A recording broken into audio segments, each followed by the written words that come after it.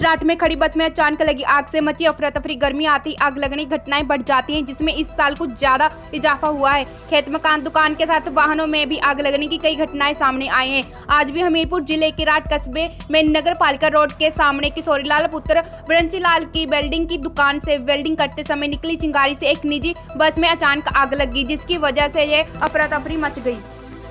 सब कारी जो है जाके फैल गई। तो आपकी दुकान में किस वजह से? बस की वजह से आग बस लगी? की वजह से फैली साहब, हवा चल रही थी तो सीधी जो है इसमें आग लगी पूरी। आपका करीब कितना नुकसान हो गया? हमारे करीब 2 लाख रुपए का नुकसान है साहब। किस चीज़ की पेटी थी ये?